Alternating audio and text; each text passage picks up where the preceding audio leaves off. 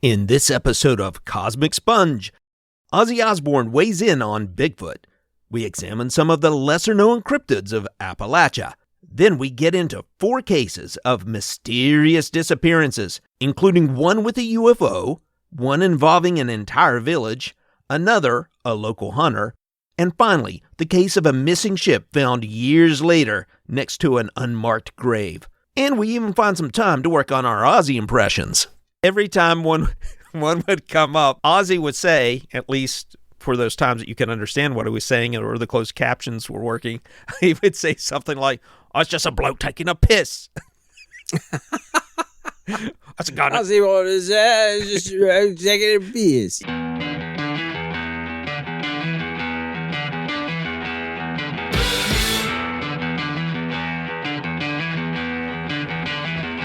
Welcome to Cosmic Sponge, the podcast where we talk about UFOs and other weird wonders in the world. I'm Stephen Hawk.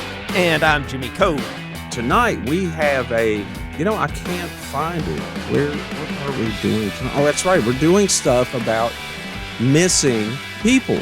People that turned up missing or sometimes disappeared forever. And then I've got at least one story of a really odd circumstance that the person was found later. We're going to get into that a little bit later. But first, Jimmy, what's your week been looking like? Same as always. But this week, I had Ozzy in my life again. Ozzy Osbourne. If you were to look at Ozzy and think, does he believe in Bigfoot or does he not believe in Bigfoot? Which side of that fence would you fall on? I think Ozzy would believe in Bigfoot. I would think so too. I think Ozzy's probably seen Bigfoot while being under the influence of various chemicals. Right? You would think that, but... You would think that. There's a Travel Channel program called The Osbournes Want to Believe. They sat down with Sharon and Ozzy, and they showed them... Are they back together? I guess. This is from December 27th of 2021. I thought they, split up over Ozzy cheating on her with his hairdresser or something. Yeah, I thought so too, but I'm not one to keep up on celebrity nonsense, but... Yeah, me either. Right. Yeah. So, whatever the case... And however long ago this was, I just found it. It probably works out better for them financially if they stay together. Who knows? They seemed very friendly with one another. So regardless of whenever this took place, it was pretty interesting because it had them sit down and watch a bunch of film clips that, you and I watch all the time on YouTube of various indications of perhaps a Bigfoot. And every time one would come up, Ozzy would say, at least... for those times that you can understand what he was saying or the closed captions were working, he would say something like, "Oh, it's just a bloke taking a piss." That's a god. Ozzy was just taking a piss. Yeah, right. That's exactly. Hey, that's a really good Ozzy impression. So he's not a believer, man. I don't think he looked at a single one of them and said, he always said, "That's a guy in a gorilla suit." That's a guy taking a wee. Well, I don't really... Yeah, I don't know that much about Ozzy, so other than he was the singer for Black Sabbath and had a solo career. I know some of his music, but right, but you would figure. I never watched the Osbournes or any of that. And you know what? He seemed so decrepit. What little bit I did see of it. How long's that been? Like 10 or 15 years ago, maybe longer, that the Osbournes were out. And I don't know. I was thinking then that he looked weak and decrepit, and it's still on TV. Yeah, he's still trucking along. So I guess someone's still interested. Yeah, so I found that pretty He bizarre. is pretty funny in interviews. He is. When you can understand it. Closed captions are your friend, man. Yeah. I'm just saying. Some guy doing closed captions say, "What'd he say? What was that?" Right. So that really was just an aside. What I wanted to get into is I wanted to see if you knew some of these cryptids that are popular amongst Appalachia. And some of these I had not heard of before, and I was going to pick your brain to see what you knew about them because I'm not familiar with some of them. The first, I think Les Odell told me about, and it's the Wampus Beast. The Wampus? I don't think I've heard of that. Yeah, the Wampus Beast. It's a large, black, feline-like creature that lives in the woods and has been spotted around Pleasants County, West Virginia. It is 4 times, theoretically, 4 times the size of a male mountain lion, and weighs in the 500 to 600 pound range with these massive paws. It smells like something between a wet dog and a skunk. Like a polecat. Like polecat. That's interesting. There are lots of sightings of these large black cats in America. I know parts of Texas have them. I forget what they call them. They don't call them the Wampus, but maybe panthers or black panthers. Panthers is actually a genetic mutation of leopards or jaguars. Sort of like red hair, right? 2 recessive genes will make a black leopard. There's no actual cat species of a panther. Really? It's that's right. It's a jaguar. Either a jaguar or a leopard. Typically a jaguar. It's more common in jaguars. There was a lot of talk when my mother was little of a panther in Bluefield, and all the men in the neighborhood got together and went hunting for it. No kidding. Because they were... Maybe it was a Wampus. It might have been Wampus. See, that's what I mean. You hear about these stories. I mean, they're not as common as some of the other ones like Bigfoot and things, but you do hear these stories of the large black cats from time to time. I'm going to start telling everybody my granddad was a Wampus killer. Wampus hunter. He was the Wampus slayer, what we called him. You're laying on that Appalachian accent a little thick there. Okay, just a couple more that I'd never heard of before. I mean, we've heard of Mothman, Grafton Monster, those kinds of things, Bigfoot, obviously. But here's one I've never heard of before. Raven Mocker. Never heard of it. If I have, I've forgotten, which is excusable at my age. It is. According to Cherokee legend, the Raven Mocker is a shape-shifting Bigfoot standing 7 feet tall with black fur and solid white eyes. This type of Bigfoot is believed to inhabit southwest Virginia. That's a totally different state, folks. And is able to shift into any animal and can also take on the appearance of an old man or a woman. Talk about gender fluid. And in its human form, the Raven Mocker can lurk among unsuspecting people and eat their hearts from their chest without ever leaving a mark. Well, that's a weird detail. Yeah, and I have one more. I could do 2 more, but I'm just going to do one more. Let's do the episode on the Raven Mocker. Yeah, I'd never heard of it before, so it might be a fun one to do. We got to make sure there's enough material there to cover, but I'm all in for it. If there's not, maybe we'll do some type of episode where we look at 2 or 3 different lesser-known cryptids. Yeah. Well, here's another lesser-known cryptid, and I'm sure you haven't heard of it.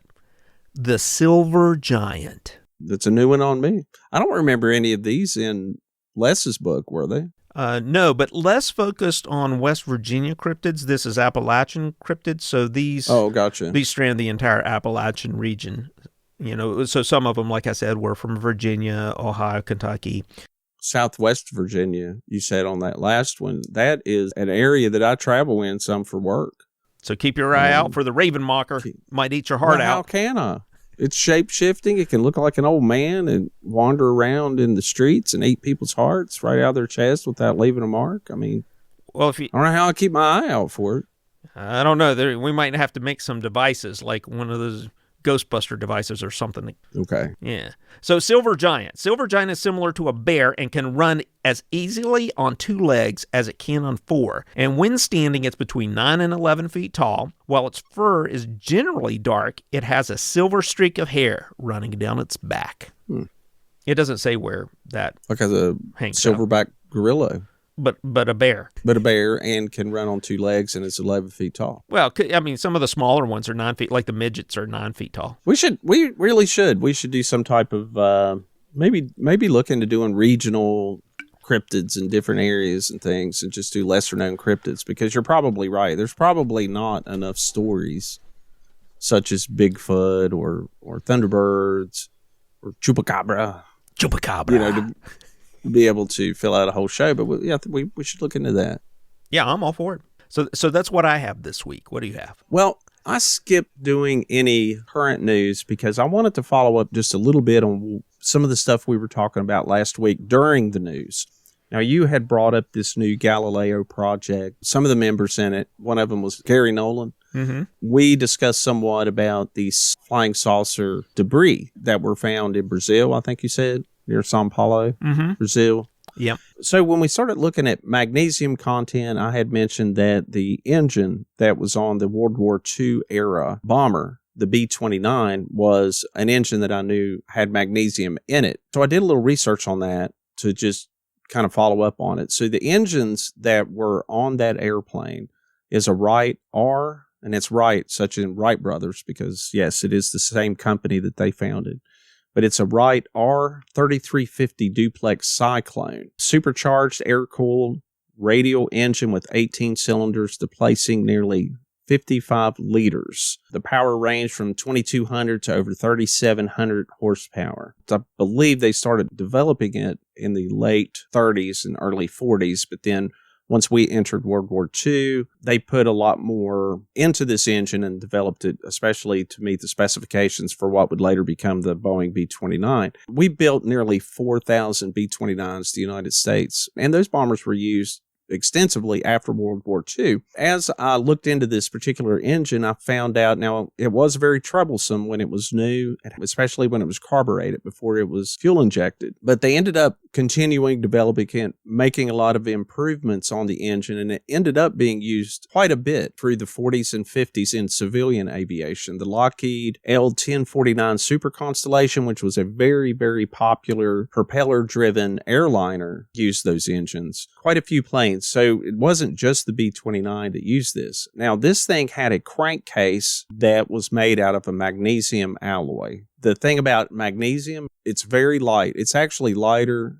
and less dense than aluminum and can be very strong. And it also has a pretty high melting point. So to save weight on these engines when they developed them, they developed this magnesium compound. The only problem is if they did get too hot and they did catch fire, the fire would burn at a temperature approaching 5,600 degrees Fahrenheit. Man, you burn your hot dog on that. That's 3,100 degrees centigrade. So it burned extremely hot if these things caught fire. I mean, if you watch any old war footage when one of these things caught fire, I mean, it's almost impossible to extinguish it using normal means.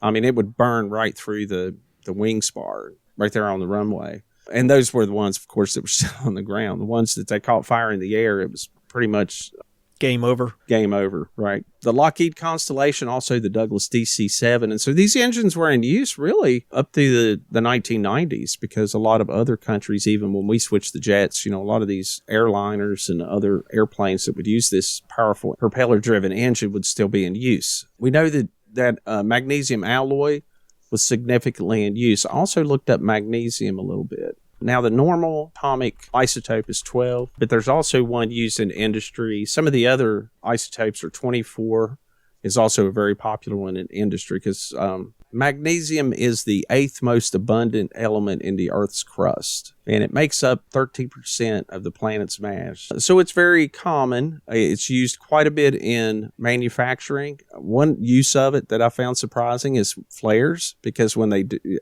as I pointed out, when they burn really hot, and they also burn with an extremely bright white light. Road flares have a lot of magnesium in them, so do fireworks. There's a lot of uses for magnesium, in particular in the aviation industry, not just engines, but other uses because of its being so long and straight. In your car, a lot of the seats are used in it. Magnesium are used for a lot of brackets, or at least a magnesium alloy. Again, because of its strength and because of its lightness.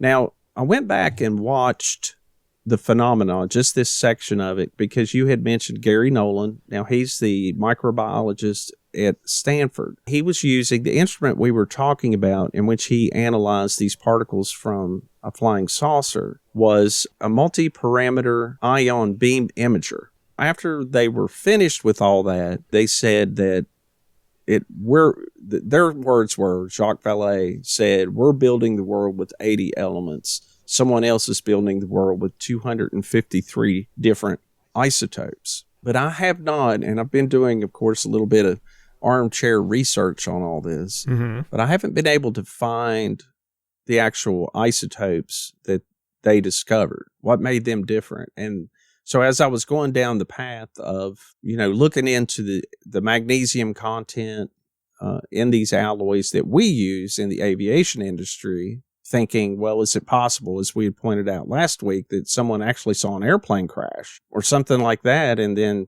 actually scooped up some magnesium alloy that's used in manufacturing right here on planet Earth? Or is it something else? And I'd like to know what those isotopes are. And one thing about that instrument, again, like I pointed out, Gary Nolan is a microbiologist. He's not a metallurgist. Now, it's not to say he's not a pretty smart guy. I mean, look, the guy's got more degrees than I do.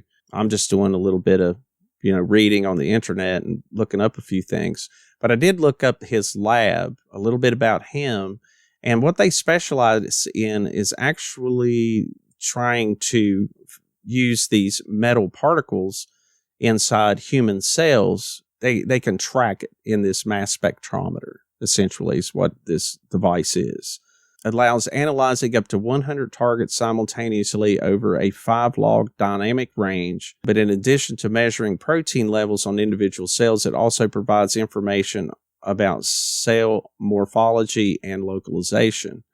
So really what this device is for, and again, they track some of these trace, metallic objects in cells like magnesium's in your body, iron's in your body, right? It's really doing a lot of cancer research, and that's what Gary Nolan really specializes in and what he's known for. If you look at his write-up on Stanford, that's all it mentions. So I guess part of what I'm saying is they brought these materials into that lab, and I'm sure that's a very expensive and detailed machine, and him and Jacques Vallée are both very intelligent people. But Gary Nolan is a biologist that specializes in cancer research and that sort of thing. So I don't know. So there's a little bit background on Gary that, so Gary is not only a microbiologist, he also has started quite a few and sold quite a few companies. The focus of the companies, as I understand it, is to build devices that don't exist so that you can better look at the natural world when you're doing scientific experiments.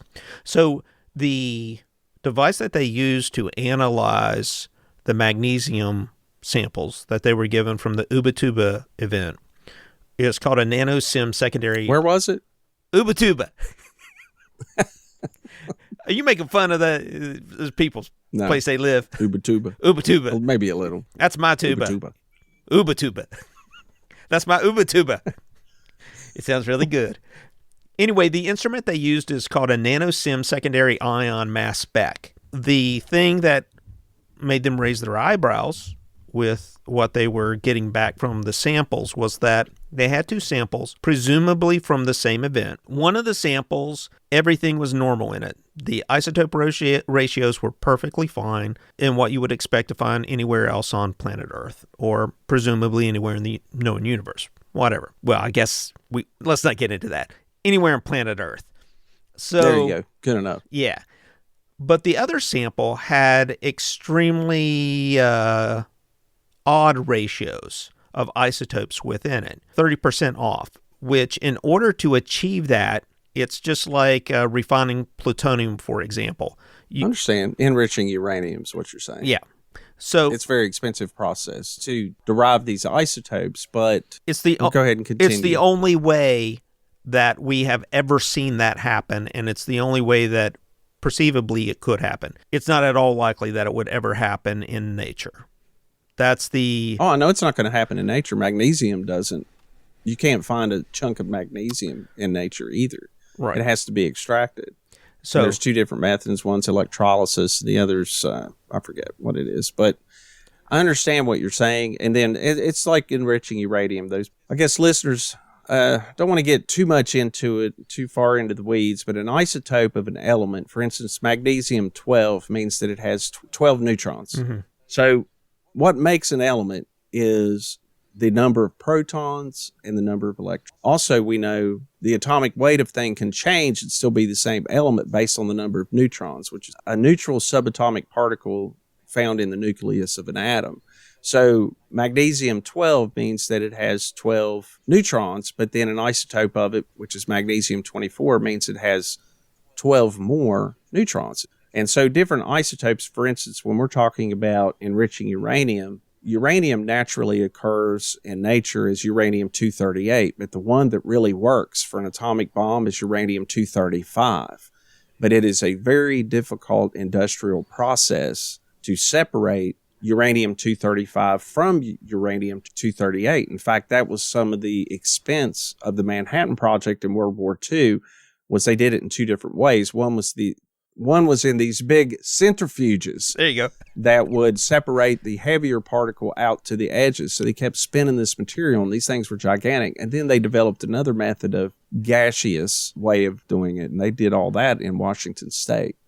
And it was huge, expensive process just to make a softball size piece of uranium.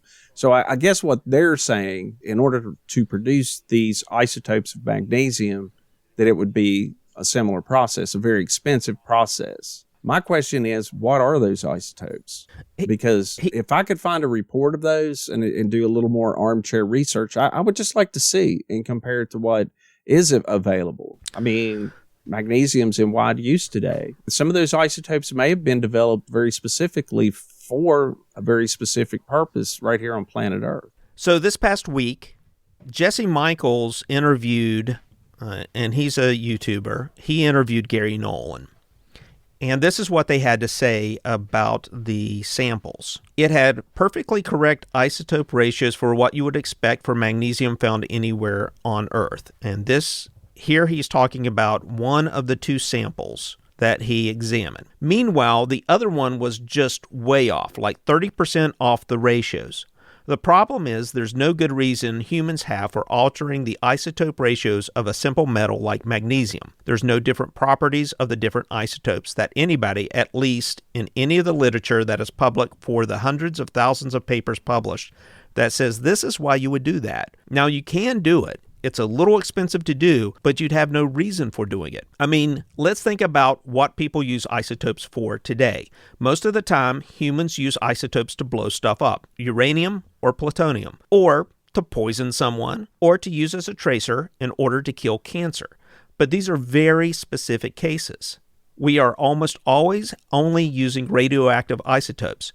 We don't ever change the isotope ratios of stable isotopes except perhaps as a tracer. What that means is that if you find a metal where the isotope ratios are changed far beyond what is normally found in nature, then that material has likely been engineered.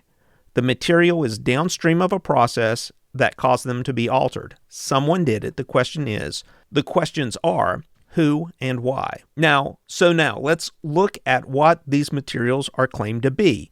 In almost every case, these are the leftovers of some sort of process that these objects spit out. So you go look at the cases where molten metal falls from these objects, and you ask, why would 30 pounds of a molten metal fall from a flying object? I found that interesting. 30 pounds of a molten metal fall from a flying object. So there's much more. If you look at the samples that he has in front of him during this video, they're very small. They look like little flakes.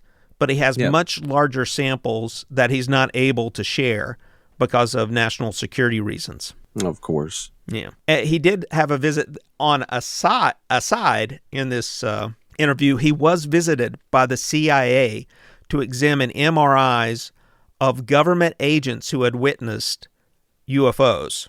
Oh, now I've heard something about that. Let's save that for another podcast. Yeah, it's a little teaser. There's some pretty cool stuff that came out of that. I've read some articles about that. It's pretty strange. Yeah. Well, okay, so where I'm going with all this is, and I'm going to continue on with this research, but I want to see those ratios. So I'm going to try and find out what these isotopes are, what the ratios are that he's talking about. I think what they're implying, and I get it, they're implying one of two things. One is, it's a chance, let's say that this device, let's just say it's a flying saucer. It was manufactured somewhere else. They could have different isotopes for whatever reason of magnesium, just because that's the way they occur, or their industrial processes create these isotopes for a very specific reason, like it's the wiring, or it is the part of the propulsion system, and they need it to be uranium 15, or not uranium, but magnesium 15 in order to make it work right. Okay, I get that. Or they're saying that it's a process, so they're somehow using magnesium in a process of something else, and this is like slag, right? This is like a byproduct of it that's that's discarded. That's exactly other what thing. Gary surmised, Right. what you just said. And he also said that he's not saying it's extraterrestrial. He says, I'm not taking it off the table, but I'm not saying that. I'm saying I don't know. And I'm putting it out there to the broader community because someone out there might know of a manufacturing process that was utilized at that time for this purpose that would produce this result. But he's not aware of anything. Yeah, and that's what I want to see. I mean, I would just like to see just the magnesium, because to discover that this is in pretty wide use in the 40s for military and civilian aircraft engines, and, you know, a propeller-driven radial engine on commercial airliner that was very popular in South America as well as in the United States. More than one airliner from different manufacturers, plus the military bombers. You know, it kind of makes me wonder, especially if it's just some kind of ball of slag or something like that. Maybe a melted engine. It could have been a plane crash. I don't know. I don't know the description of the UFO sighting that this is supposed to have come from. I'm just going to continue this line of armchair research on my own. But if you run across a source to where I can see those reports, that's what I'm going to look for. Yeah. I'm going to follow up on this down the road. It may be some vehicle from elsewhere, and that's fine. And these guys, like I said, are intelligent, but I'd kind of like to satisfy my own curiosity instead of just taking their word for it, I guess. Right. He said that out of the 10 to 12 samples that he's looked at, only 2 seem to be not playing by our rules. And that doesn't mean that they're levitating or anything. It just means that they have altered isotope ratios. They're looking at building a new device that can determine the atomic structure of anything at a sub-angstrom resolution. And there's no device in the world that can do that today, but they're looking at building one. And if they build that, then they'll be able to see how it's structured at the atomic level and be better able to analyze the isotopes, their ratios, and how they're structured. And he figures it costs between $10,000 and $20,000 to do an examination of those samples, which for some of the folks that are involved in this, they're all relatively well off, let's say, like Hal Puthoff, Jacques Vallée, and even Gary Nolan, given that he's Well, there's a lot to this. invested. Yeah. I ran across a lot of things that I didn't even bring up just looking at this story and the debris and some of the stories around it. So I just wanted to follow up on that one little piece about the magnesium and the aircraft engine that we know existed at that time. I want to follow up later. Yep. And just, see if I can satisfy my own curiosity on it and report on it on the show at a future date. Sounds good. So let's move on to tonight's topic, which is missing people under odd circumstances. Don't know exactly how we're going to title that one. I think 411's already been used. Mysterious Disappearances, Episode 1. There you go. But before we get into that, I would like to remind everyone, yes, to please rate and review the podcast. It helps other people find the show. Reach out, tell a friend, tell a coworker, tell a relative, tell them, hey, tune in to Cosmic Sponge. Where else can you talk about different isotopes of uranium and magnesium and talk about flying saucers all in the same breath, right? Yeah. Check out our web store, CosmicSponge.com. There you can find our web store, but also in the upper right-hand corner, there's a little coffee cup icon. Click on that if you would like to support the show. And if you do, we would really appreciate it, because as much as we love to do this every week, this show is not free to produce. So the more you could help us out, the better. Pretty soon, we're going to be launching a Patreon page. What that'll entail is another way to help support the show, but in return, we're going to be recording some extra content and some other behind the scenes things, and there'll be other prizes and stuff. We're in the process of setting that up now. Check us out on Facebook, Instagram, and YouTube. On to tonight's show. What we're looking at is missing people under odd circumstances. Jimmy? I know you've done a little legwork on this thing. Why don't you kick us off on tonight's main topic? Some disappearances capture the imagination, spawning legends and stories that last long after the actual events occurred. A few examples in the realm of missing people that come to mind are Amelia Earhart, Jimmy Hoffa, D.B. Cooper, and some cases mass disappearances like the settlers of Roanoke or the crew of the Mary Celeste. While I just named some of the more well-known cases, the truth is there are many, many mysterious disappearances throughout history, some of which are extraordinary in their claims, diving headlong into the paranormal and otherworldly. Take, for example, the literal disappearance of a prisoner in 1815 from the Prussian prison Weichselemund. Dieter Ricci, an inmate at the prison, was serving a 10-year sentence for assuming the identity of his dead employer, dressing up in his clothes and an unconvincing wig in a failed attempt to withdraw a large amount of money from the dead man's estate. Early version of identity theft. That's exactly right. He was the grandfather of identity theft, and unfortunately, they became a little bit more sophisticated, employing better wigs and eye patches.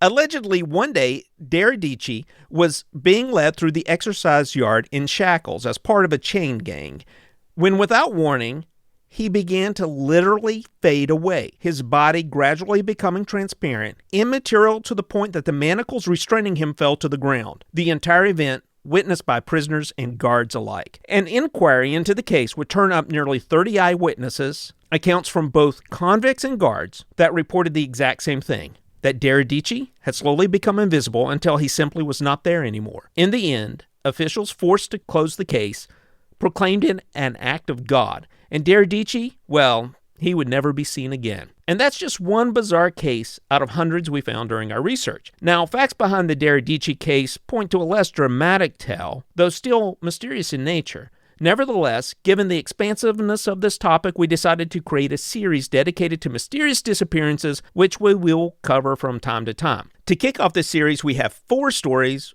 that are sure to keep you on the edge of your seat. So grab a bowl of popcorn or a bag of chips, or if you're into disgusting snacks, some pork rinds and black licorice, before settling in for the first episode of Mysterious Disappearances That Make Me Poop Myself.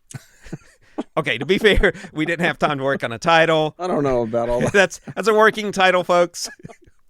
Anyway, Steve? Right. So whenever you decided to look into mysterious disappearances, you literally looked into a disappearance, someone who disappeared right in front of people's eyes. Yep, at least that's what some people say. Sounds more like a payoff.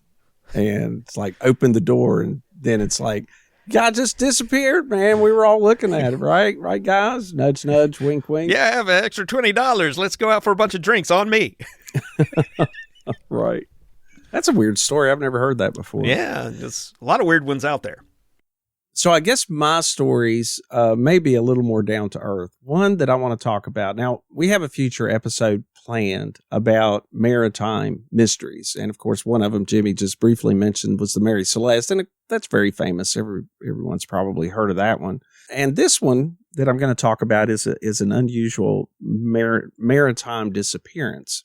On February 11th, 1979, in the town of Hana on the Hawaiian island of Maui, 5 local men left their small village to go pleasure fishing on a 17-foot Boston whaler named the Sarah Joe.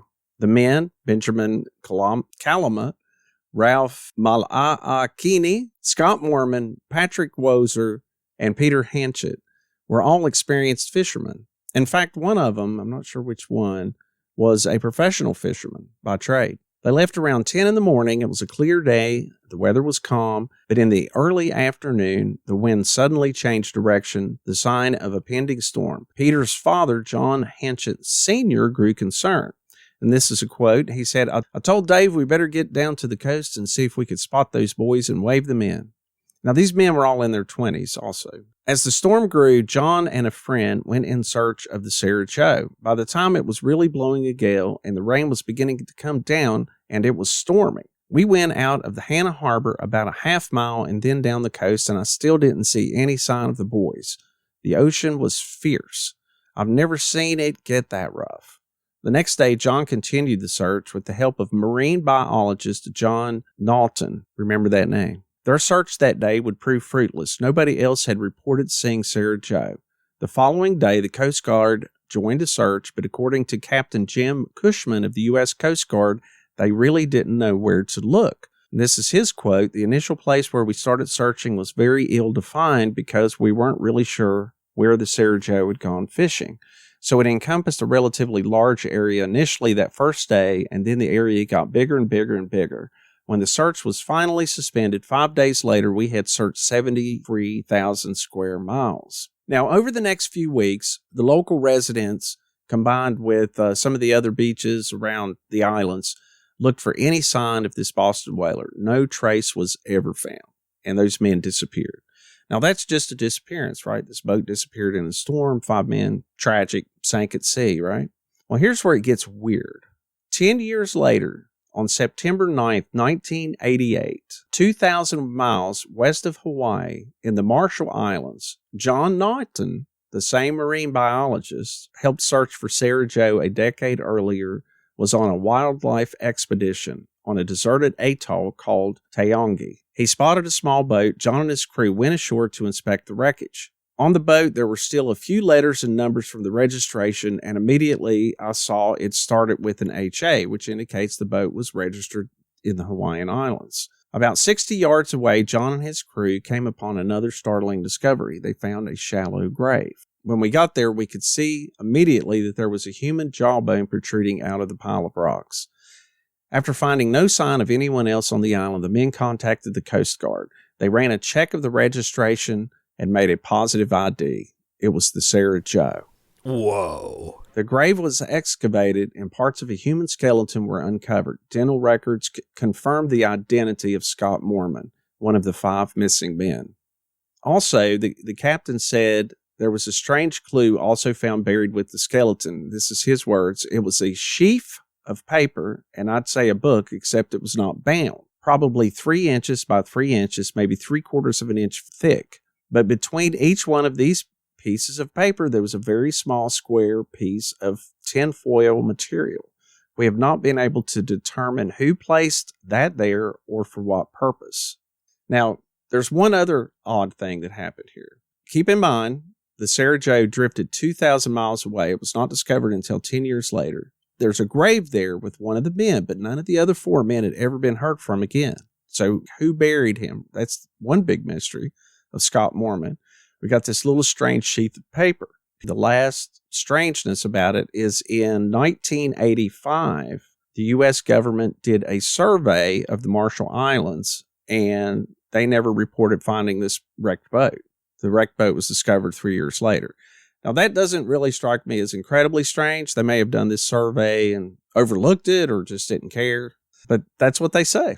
And that's very strange. So, here we go. It's the same marine biologist that helped 10 years before search for this boat in Hawaii. It's the one that discovers it and that shallow grave. And I mean, nobody has any other answers. It's 2,000 miles away. Man, that must have been weird for him. Yeah, that must have been extremely strange. To this day, that remains a very large mystery. Those 5 men went fishing in the boat. They all disappeared. Someone buried one of them on that atoll, and the other 4 men have never been seen since. Yeah, that's creepy, man. Yeah, that's why I don't go. That's why I don't go fishing out in storms. Not a good idea, I guess. So, what do you got, man? So I have an entire village that disappeared. Oh man. Yeah. I just had 5 guys. Yeah. We're back to 5 guys again. Back to 5. Maybe the other 4 guys were in the belly of the one that was buried. I don't know. Maybe we start looking at some of the clues from our last episode, right? We might find a trail. The mystery might be solvable. In the remote Killavok region of Nunavut, Canada, sits Lake Anjakuni. In November of 1930, a Canadian fur trapper named Joe LaBelle entered an Inuit village located on the banks of Lake Anjakuni. LaBelle had visited the site before and knew it to be an active village of over 30 people. But as he entered the outskirts of the village, he was greeted with only silence. There was the crunching of his ice under his snowshoes and the wind of the lake, but otherwise the village was blanketed in silence. The full moon provided plenty of light, and LaBelle could see no smoke rising from the various structures throughout the village. Then, on the other side of the village, he spotted the embers of a dying fire. Eager to find someone to explain the mystery, of the seemingly empty village, he made his way quickly over to the fire, only to discover a charred stew left to blacken over hot embers. He then began to check the huts, one by one. They told the same story. Something had caused every single villager to abruptly leave the village. Each hut was stocked with foodstuffs, clothing, weapons, and gear. A half-mended sealskin coat still had the needle embedded in it as if it were abandoned mid-stitch. Upon examining the fish storehouse, he noticed it was not depleted. A seasoned tracker, LaBelle tried to ascertain the direction the villagers had taken when leaving, but could find no tracks or other indications of them having left. Kayaks were tied on the rocky shoreline. Though cold and exhausted, LaBelle was spooked and decided to risk the sub-zero temperatures to make it to a telegraph office many miles away. Once there, they sent an emergency message to the nearest Royal Canadian Mounted Police barracks. Within hours, several Mounties would arrive to take LaBelle's statement before continuing on to the Inuit village. As the Mounties made their way to the village, they made a stop at a shanty belonging to Armand Laurent, along with his 2 sons.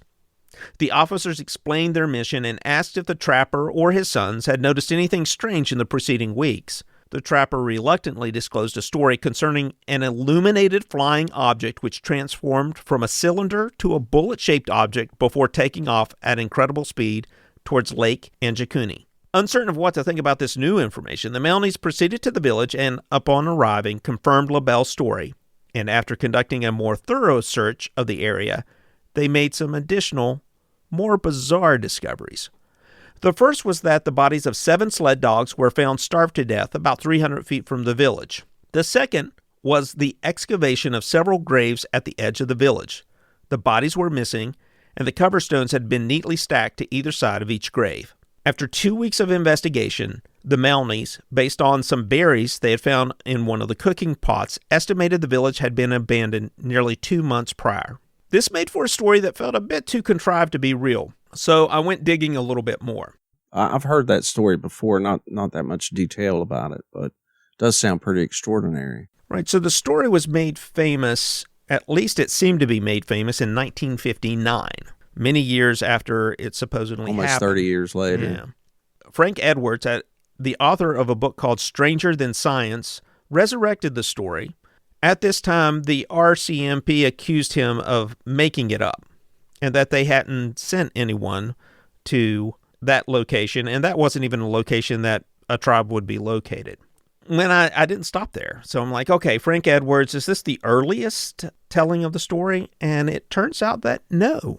Actually, on November 28th of that same year, November of the same year this happened, there was an article in the Canadian newspaper La Pas, Manitoba.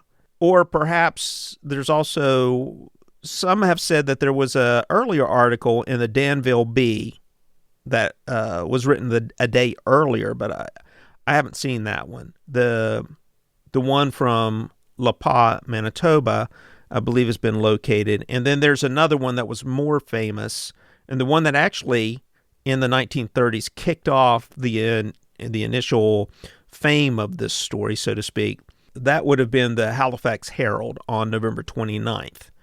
There was a trapper. His name was Joe LaBelle. He did tell this story about an abandoned village in this area. There is some history and paperwork that show that the Canadian Royal Mounted Police did, in fact, go and investigate the site. Now, that seems to be where things may have gotten a little out of hand in terms of the retelling of the story. Theoretically, all they found was, by LaBelle's account, a rusty rifle, a couple other items, and that kind of thing. But the story was saying that there were kayaks that were being beat up by the water. Well, the lake would have been frozen in November of that year at that time. So that part of the story is exaggerated at the very least. There were some sled dogs' bodies found, presumably, but it goes from 2 to 7 dogs, so it's hard to tell how many there were. And there was a claim that they were under 12 feet of snow, and I'm not sure Mounties would have taken time 300 yards from a abandoned village to dig 12 feet down to find the bodies of some sled dogs. That seems a little... Well, they could have thought they were people. But my question would be, how would you have found it under 12 feet of snow? Yeah, exactly. I mean, place? what would make you go 300 yards from the village and dig 12 feet down to find some dogs? Right. Unless these were found later, after later examination or something. I've heard about this story. I've heard that the food was ready to be served on the table, and it was like everyone just vanished, right? And even the graves were. Was there any confirmation on that? No. That even the people in the village that had been buried, that had died there and been buried, were missing. Well, that was the claim that was made, but the village was never located. Oh. So there was a claim that the village was never found, and that the Royal Canadian Police did do a investigation, but it wasn't immediately after. It happened quite a while after, where they went looking for the village, and I don't think they located it. So the initial story is pretty awesome, but it doesn't seem to be very true. And the stories about potentially a UFO involved has gotten the UFO people to include it in a lot of their materials and books as, look, here's an example of a UFO in the 1930s, but there's really no evidence to support it. It seems like it's stuff that's been added on to the story over time. And it could have been an abandoned, we talked about that on the Alaska episode about how many abandoned towns are in Alaska, Canada, that part of the world. Could have been a story that just became a game of telephone. Someone come across a village that looked as if it had been abandoned hastily. Once the story gets told a few times and retold a few times, it became, the story we have today, which was food on the table and the people in the graves were missing and all those things. But who knows? Maybe. Once again, I always say we hear these and they seem doubtful, but then it's, what if it did happen? And it's just such an unbelievable story that no one believes it, right? If I saw a UFO landed in my yard and left no traces, and I try to tell someone about it, they're going to be like, oh man, the dude does a podcast, He's just trying to do it for a show. So I get that too. These incredible sightings and strange occurrences can happen, and they are unbelievable. The claim that Edwards had made about LaBelle describing a permanent settlement, a friendly little Eskimo village of about 30 inhabitants. The original newspaper article put it at 25. It seems like Edwards, who wrote that book, Stranger Than Science, bumped it up to 30. Embellished it a bit. Yeah. A village with such a large population wouldn't have existed in such a remote area of the Northwest Territories, likely. They had sealskin garments left behind in a region where there was caribou hide and rather than sealskin that you would use. Well, now, if they're above the Arctic, I'm not sure where that is on the map. Above the Arctic Circle, now, the Eskimos would prefer to use sealskin over caribou. It retains warmth much better. Oh, well, see. All the Eskimo tribes Hey, look there. It's a...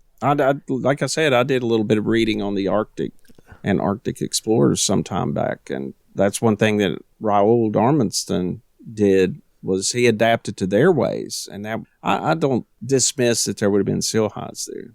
It just depends on the latitude of where this was supposed to be, though. Yeah. The only other thing to mention about it is Cortland Starnes, the commissioner for the Royal Canadian Mounted Police, released an investigation of the event undertaken by Sergeant J. Nelson. Nelson, in speaking with local traders, learned that Joe LaBella was a real person but worked only in northern Manitoba. He also discovered that Kellier's photograph was an old one from the RCMP's own archives, and that nobody in the region had heard of this village or its disappearance. Nelson concluded the entire episode was a sensationalized hoax made up by Kellier, one of the original authors of the newspaper article. Okay. So, a little disappointing at the end of the day, assuming that's the case, and no such village ever existed, and LaBelle made the whole thing up, and Keller sensationalized it. But you got to admit, the original story is pretty cool.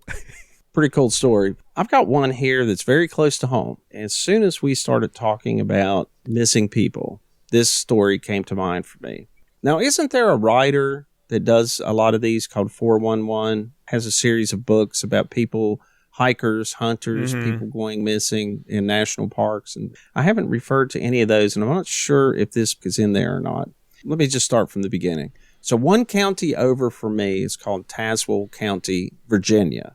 So I'm right on the border between West Virginia and Virginia. There is something called the Charlie Project online. The Charlie Project profiles over 15,000 cold case missing people. The write-up I have is from here. But I'd heard about this story about a man named Eric Smith. He was from Cedar Bluff, Virginia. Again, this is probably about an hour's drive from where I live.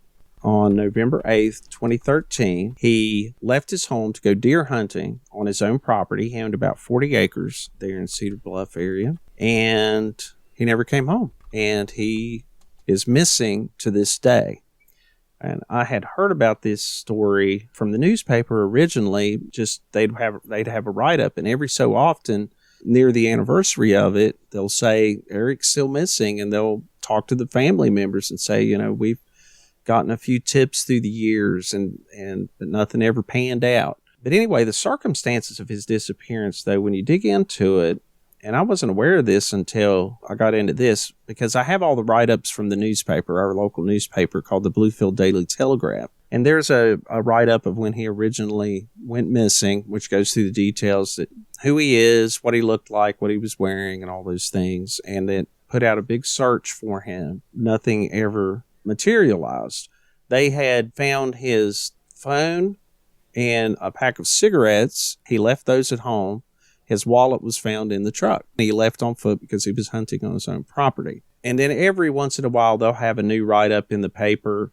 For instance, I found one write-up where they received an anonymous tip that said check some local mine that had been sealed. They went down to that mine that had been sealed for something like 30 years, searched the area, found nothing. So there's not been a trace at all. Here's a little thing that's a little strange about his disappearance. First of all, Eric Smith, he worked for Console Coal Company, and he was a general foreman of the Buchanan No. 1 mine.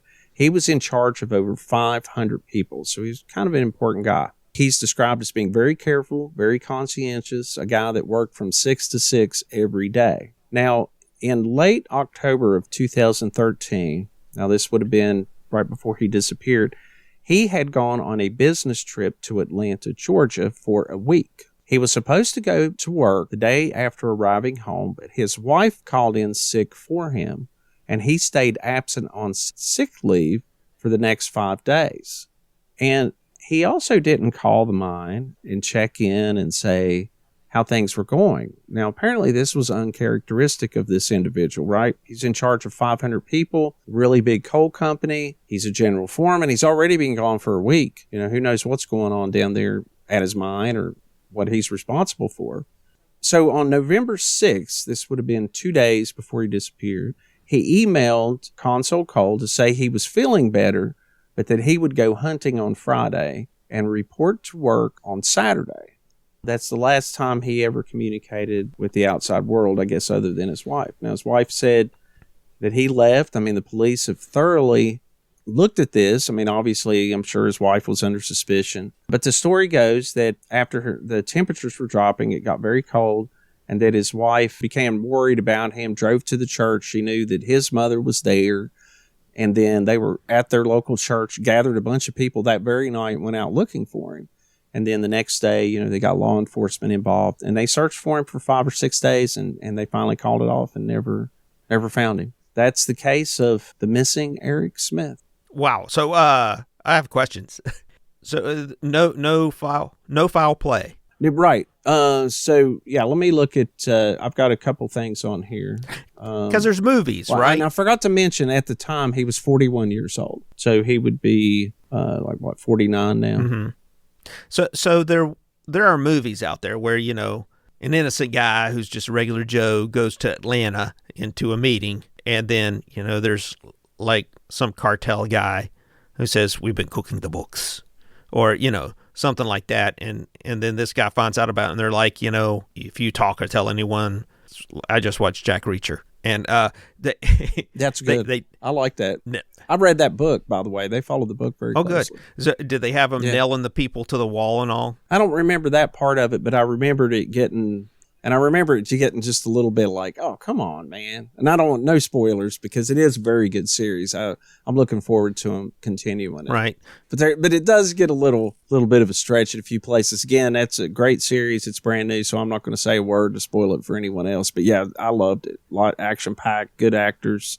Right. So I'm sure the police went down this route to make sure there's no weird foul play business stuff going on that you see in a movie. So he gets sick, probably having picked up a bug or something from his trip to Atlanta. Maybe he got a cold or a flu or something, comes back and he's feeling under the weather for a week, and then he gets better. It takes about a week or whatever it was, to start feeling better. And then he goes out hunting, and it's maybe he's not fully back to his full strength, and he goes out hunting, and then who knows, something happens while he's hunting. But can you disappear in the woods like that and never be found again? You can, and it happens a lot. Especially hunters. Mm.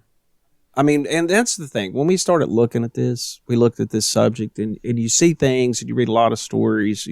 For instance, you do a web search. You put in missing people or missing persons under strange circumstances, and you get all kinds of hits. I think the FBI right now has over 93,000 cases on file of missing persons. Unfortunately, it's a very common thing for people to go missing in this country. People in the wilderness, like a hunter. One problem they had. Now, this man went hunting on his own property. 40 acres. Should have been pretty easy to find. However, if he was wearing camouflage and you've got all these leaves on the ground and in the forest and things, you could walk right by someone. It would be very difficult to see him. But it still seems very strange if he was going hunting on foot. He didn't drive somewhere and disappear. Like, did he disappear at a store? Did he go here? We found his truck here. This guy walks out of his backyard, essentially. The guy's got property like I have here, right? And if I went missing in my woods, I would think someone would find me. It's just not that much territory to search. And to answer your question about that, they said it would just have been very uncharacteristic for him to walk out on his family. All indications point that he wasn't having any personal problems, any kind of work problems. His loved ones just don't believe he would have walked out of his life and abandoned his wife and daughters and career. There was some speculation that he met with foul play, since the search of his property turned up no sign that he was there or that he had been in an accident. But his case to this day still remains unsolved. It would be interesting to talk about it with the police that are into this case, kind of get their theories. But on the other hand, I do know that the Tazewell County Sheriff's Office, as soon as they received a tip, went and searched that abandoned mine and didn't find anything. So maybe they are clueless. Yeah, that's got to be hard not knowing. So maybe they'll find him one day. Give the family a little bit of closure. Exactly. Are we ready to move on to the next one? Yeah. So what's your next story? Well, you bummed me out a little bit there. So I'm moving on. Well, we're doing missing people. It's not supposed to be a happy topic here, man. Want to go back to cannibals? No, that's full steam ahead, baby. I know how much you loved that one last week. Yeah, not fun. Let's go to another couple of missing pilots. We're going to go back to November of 1953, the 23rd, and the assumed death of First Lieutenant Felix Moncla and his co-pilot, a Mr. Wilson. It's that old man Wilson's boy. That's old man Wilson's boy, Robert Wilson. He was in the back seat controlling the radar. Well, tell me about this aircraft. What was it? The aircraft was an F-89C Scorpion fighter jet. So you're familiar with that one, I imagine? I am. Yeah, have you ever flown in one? I have not. That is a United States Air Force aircraft. That was the evolution after the P-80. The two-seat version was the T-33 trainer, and then the P-89 was developed to be an all-weather fighter. It stuck some radar in its nose. Right. So during the... I think those were the airplanes that were dispatched to intercept the UFOs that were over Washington, D.C. in that episode in 1952. Well, they were also scrambled from Michigan to track a UFO. And that's what this story is about. During the early evening of the 23rd of November 1953, some personnel at Sault Ste. Marie, Michigan, noticed a strange radar return seemingly over the Sioux Locks area of Lake Superior. Probably a temperature inversion. Or a balloon.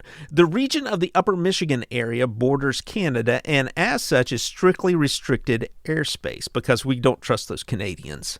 They got shifty eyes. With that in mind, shortly after the anomalous object was picked up, First Lieutenant Felix Moncla headed off to his F-89C Scorpion fighter jet, leaving behind his wallet, by the way, before getting into his jet. This is at the Ken Ross Air Force Base to investigate. Hang on just 1 minute. I don't know that pilots need to take their wallet. I mean, fighter pilots need to take their... I mean, it's like, the state police of the air going to pull them over for speeding and like, oh, I need to see your license and insurance information. I mean... Well, you saw Top Gun. Those guys are wild. Maybe he was like, they have to have the money for bets. He's like, I bet you 20 that I can fly this upside down. Yeah.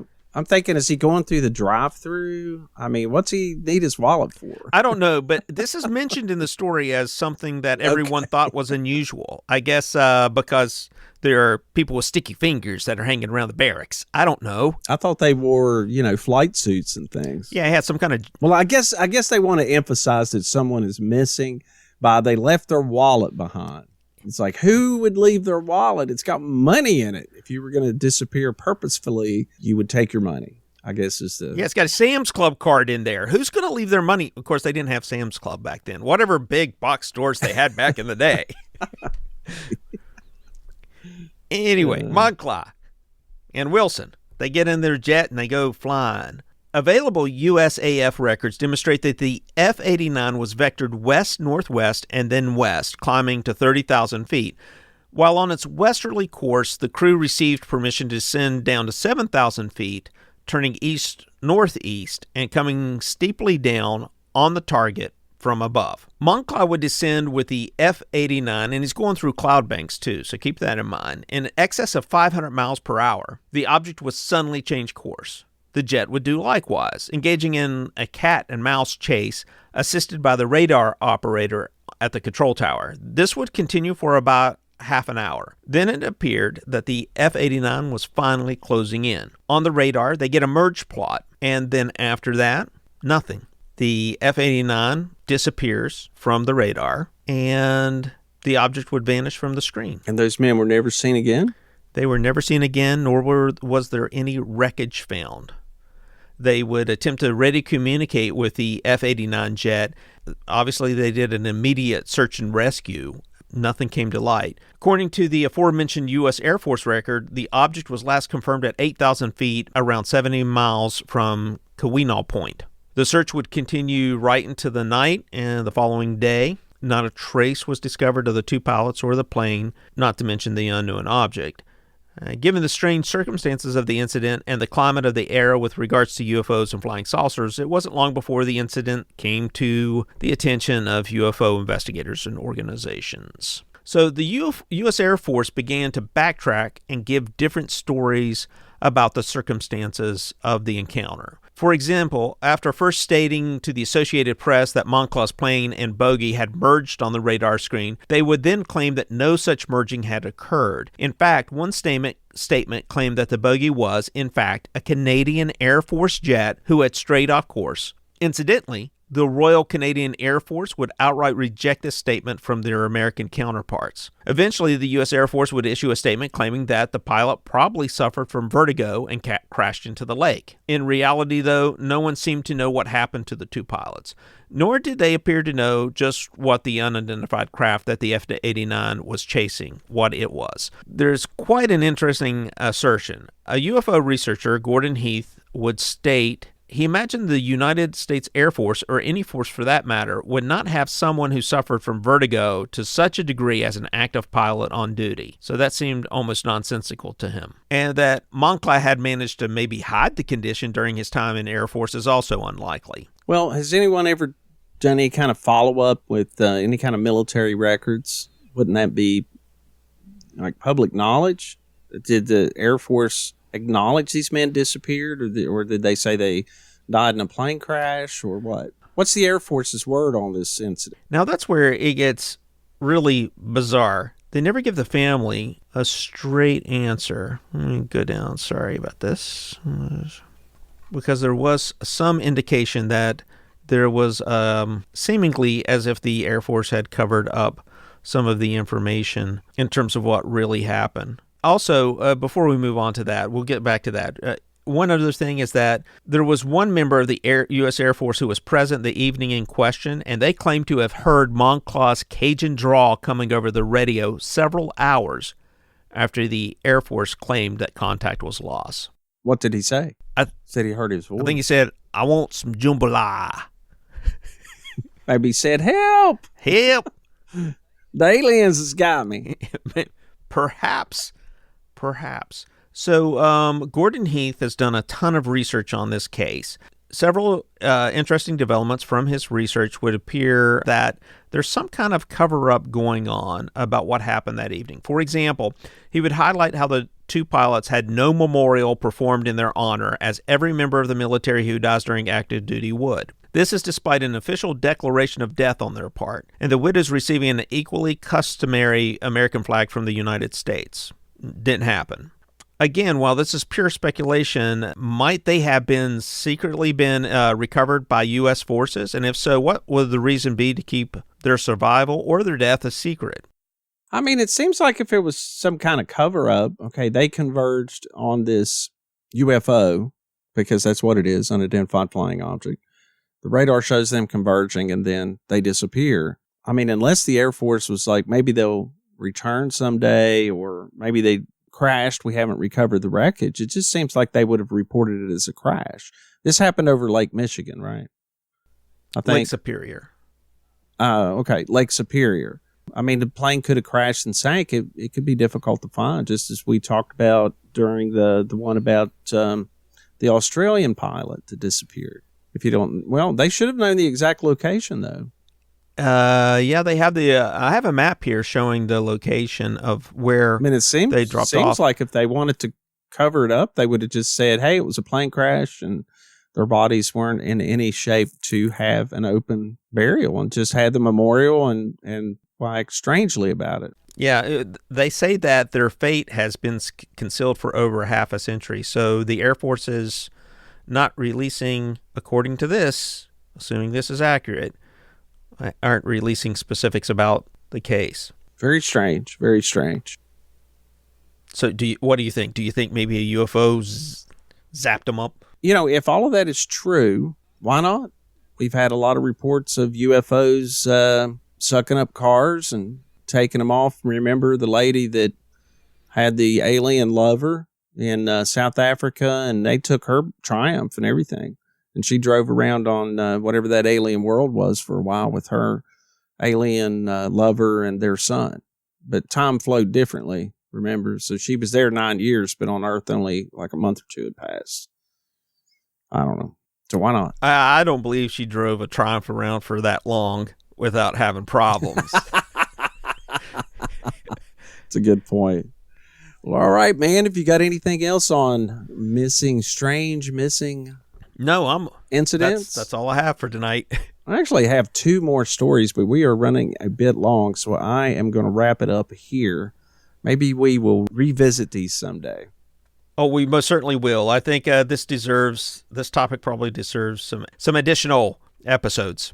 You know what? Actually, the one you just talked about, that disappearance of the F-89, that almost deserves a full episode investigation. I think so. I'd maybe do a little follow-up on that one sometime in the next few episodes and just see if we can find any response from the Air Force or some type of skeptical inquiry. Now, I don't want to listen to a skeptical guy that's just going to make up stuff like Philip Klass, and he's worse than the UFO conspiracy people for assuming a lot of stuff. But I would like to find out if there is some kind of official incident report. Yeah, maybe we can do a FOIA request and see what we can find. Yeah. Well, all right, man. Before we leave, I would like to remind everyone to please rate and review the podcast. It helps other people find the show. Please visit our webpage. It is cosmicsponge.com. There you can find our web store. And also, if you'd like to support the show, There's a little coffee cup icon in the upper right-hand corner of the page that's called Buy Me a Coffee. Click on that and follow the instructions. Also on our webpage, we have all of our episodes. So if you like to listen that way, Jimmy has some nice write-ups and summaries on there. Our transcripts on there as well. Our transcripts are definitely there.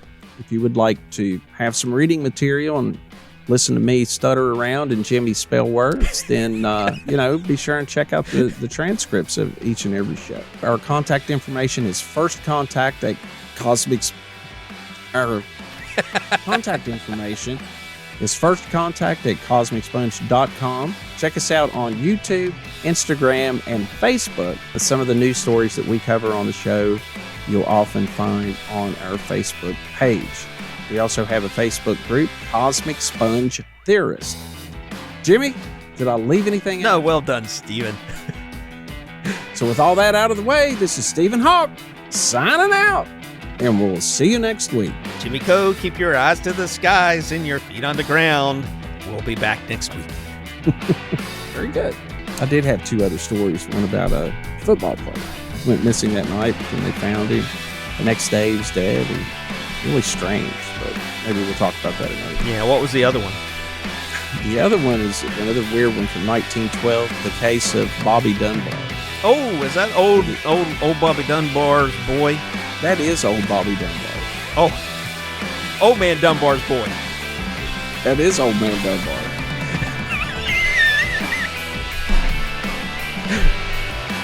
That's all for this week's episode of Cosmic Sponge. Please don't forget to rate and review us wherever you listen. It helps others find the show. If you have any questions or have a story you'd like to share, you can contact us using our email account, firstcontact@cosmicsponge.com. Thanks again for listening, and we'll see you next week.